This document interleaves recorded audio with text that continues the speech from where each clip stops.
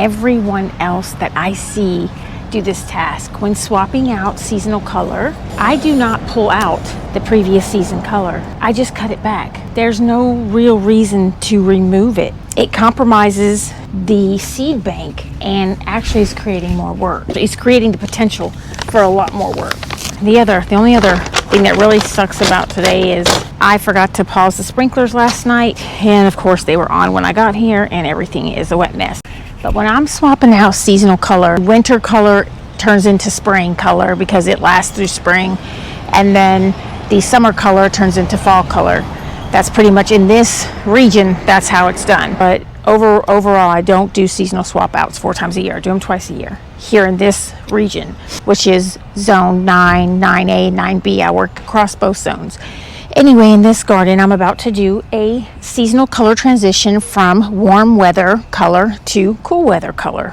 And in doing that, I see so many people come and just start ripping out plants everywhere in this industry. I don't know why they do that. It's so unnecessary. I just remove the growth because there's a chance if we don't have a very strong winter, in that chance, I could have the next warm season color already in here if we don't have a freeze, or even if we do have a freeze. If there's enough mulch here, these will come back. And so there's no reason that I remove them.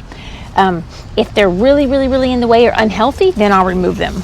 But I will just take them all the way down, flush with the ground. You know, if they get in the way, if we don't have a cool season that keeps them knocked back and they grow in with the cool plantings, and as long as they're not causing any trouble, I'll let them grow. But if they're crowding stuff out, I'll cut them back again. And I'll keep cutting them back until it's their turn to come out again. So these are the plants that I've got to plant today. 2 different types of kale, some Dianthus Sweet William variety mixed, and then some white pansies. There is going to be a mix of color and kale are going to go. This is also one of those times where I will remove the blooms. I'm only going to remove them once I'm done putting them in the ground so I can make sure to balance the colors. So that's why they're on right now. So I like to lay out the plan. So I'm going to do groups of 3s for the kale, and then I'm just going to tuck in what I can along the edge. 3 have evolved into a nice pattern that I like to call zigzag or a triangular line. This is basically a lot of triangles together to equal a row. Instead of planting like in a row, you plant in triangles next to each other. So let me show you what I mean. You see how these 3 kales make a triangle? Here, here, here. Then, right next to it, these 3 make a triangle. And then these 3 make a triangle. And so basically it's up, down, up, down, up, down. So if you want to go for that full look by planting in a triangular pattern, and then use that pattern to flow along the lines that you want to fill in, rather than single individual plants planted in a row. Okay, so I think I have room for some more in the middle, more of the kales. The spacing on these is 12 to 18 inches. So I am following that because I don't want them interfering with each other, and I don't want them blocking irrigation. So I am trying to follow at least a 12-inch spacing.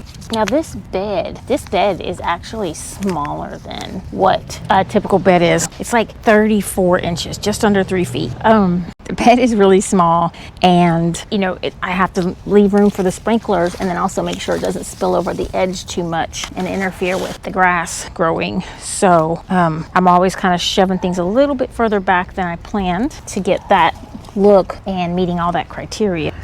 So when I'm putting in a big planting, I always have a lot of dirt left over, and on some sites they're big enough to where I have a pot somewhere stashed to the side that I would go dump this in. However, I don't have a pot with me stashed anywhere that I can go and dump this dirt because I like to save it. Usually I will reuse it for other projects. Anyway, so what I have with me is another bag. So I'm just going to dump all the dirt in a bag so I can get rid of these, even though they have so much potential.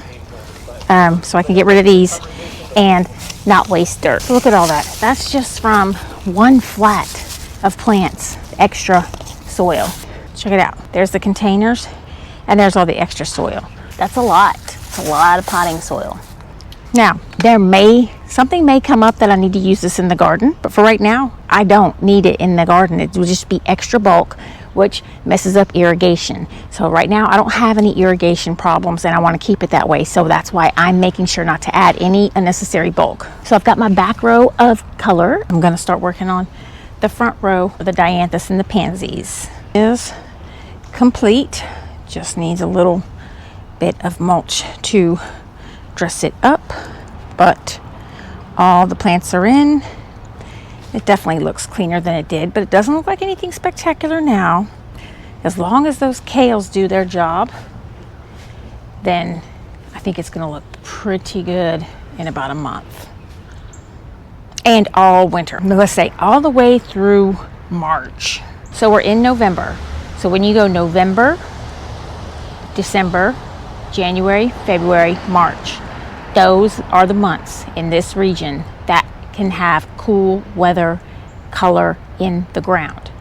The rest of the time can be summer annuals. So that's 2 times a year that color will need to be changed out. If you want to go with some pocket annuals in your bed, that's all it will take, twice a year. Okay, so this client likes black mulch particularly, and I'm not gonna lie, I'm not a fan of using black mulch because it's dirty and it's not natural, but I use it in front of my house because I have a gray house and I really think it looks so good when you have a big, dark garden area in front of certain colors home. It looks really good, but just in the landscape or like around recreational areas like pools, parks, or swing sets or anything like that, I don't care for it. But anyway, so that's the story of why black mulch is going in right here. This is what a seasonal swap out entails.